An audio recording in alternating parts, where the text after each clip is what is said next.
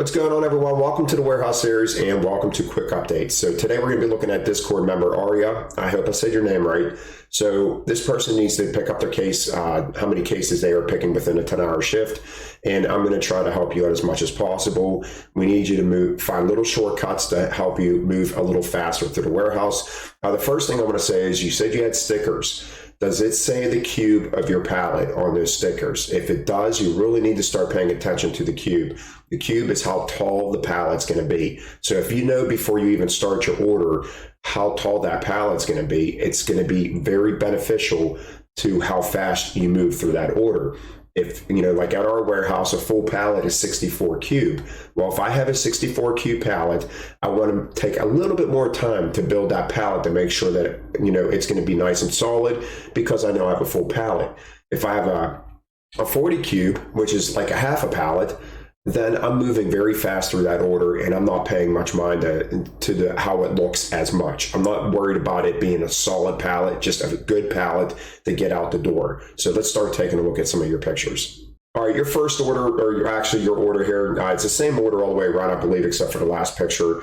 I want to say that I love how you're doing this with the open boxes. This is how you want to stack, column stack these open boxes.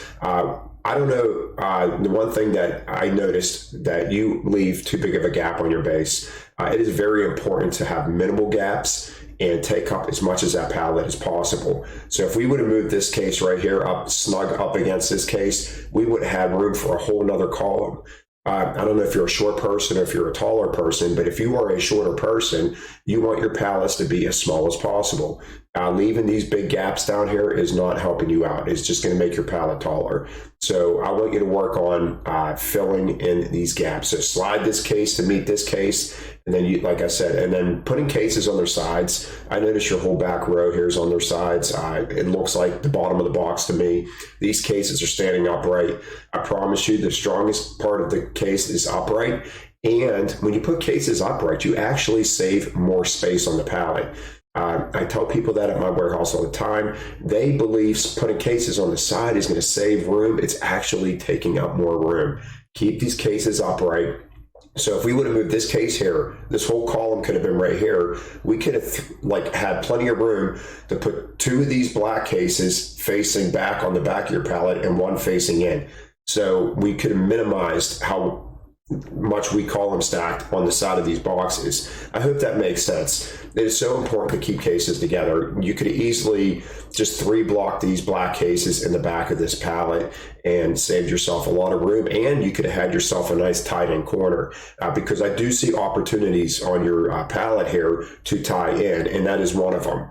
If you have that nice solid corner, you could have tied in on it, and it was all because of this gap right here. So pay attention to that. Pay attention to not putting cases on their sides. All right, I like the back of your pallet here. I love all these cases pointing inwards. That's exactly how I would do it. It's the back of your pallet. You want a nice strong back, and I like how you did that.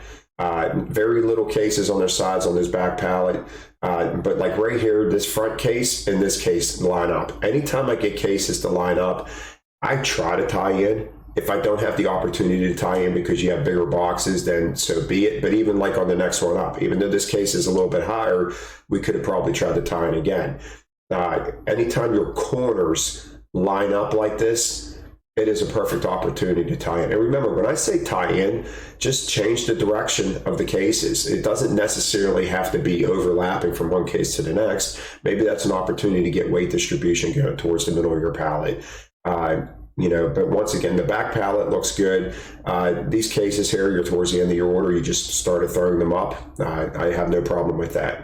All right, this is what I'm talking about on this order right here. This looks like basically like a 30 cube. So on your beginning sticker, if it's at 30 cube, I'm gone. I'm not even thinking about how I'm building.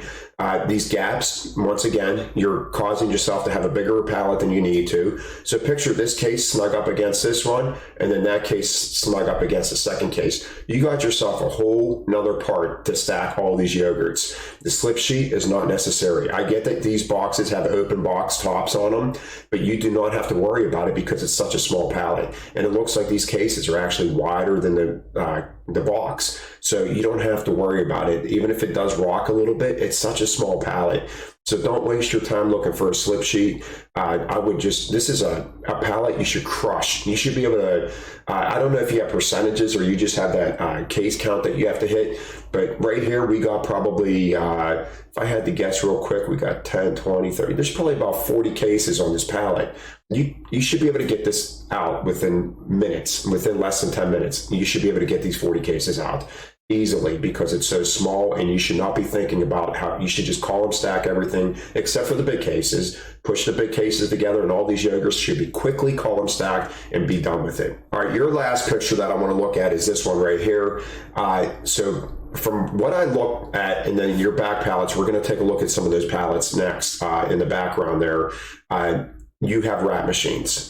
This is very tightly wrapped, so my guess is you have wrap machines. On our wrap machines, we have different settings, okay? And they have a heavy wrap setting and they have a light wrap setting. So if this is my end product, I want a quick wrap on this. You literally could be wasting 30, 40 extra seconds in the wrap machine because you have this on a heavy wrap. So if your wrap machine has different settings on it for different types of pallets, definitely quick wrap this.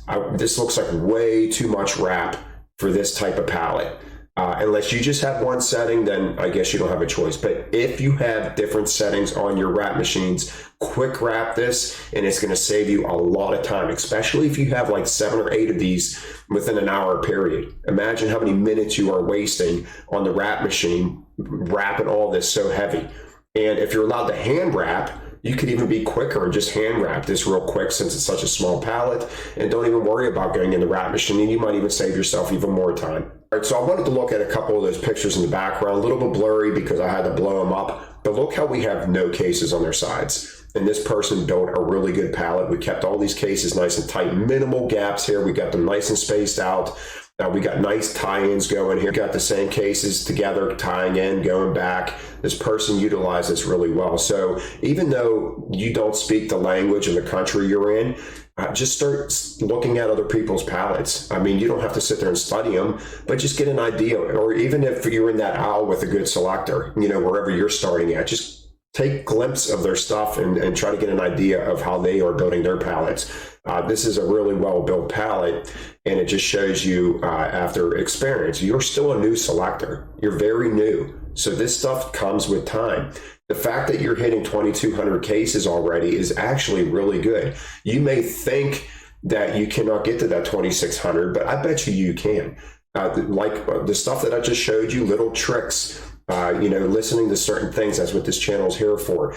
Keep trying and keep coming over, keep posting your pictures, and we're going to try to help you shave little corners and teach you little things to have you selecting faster in the warehouse. Once again, the last picture I want to show, see how we got the same thing, column stack those open boxes together, but look how the whole front of this section is nice and grouped together. All right, so we got a tie-in right here at the bottom, and we got column stack, but see, that's all it takes sometimes. It's just one little tie-in. You got bigger boxes like this that you almost have to column stack, but you basically divide your pallet into 4s, and you try to tie in every individual corner if you can. Instead of tying in the whole entire layer or tying the whole pallet in together, tie in little pieces together. It's all that you need to try to help build yourself a better pallet. Remember when I say tying in? Tying in is if I have 2 cases like this, I want my other case to go directly in the middle of it. So it's putting pressure from this case to this case. All right, so tying in is just taking the weight distribution and setting it towards another part of your pallet. That's what tying in is. All right, Aria, I know this is a quick video and it's to start, okay? You just joined Discord. This is a start. I could easily make more videos with your pictures that you're going to put out to try to help you increase your case, how many cases you're throwing. So I hope this helped.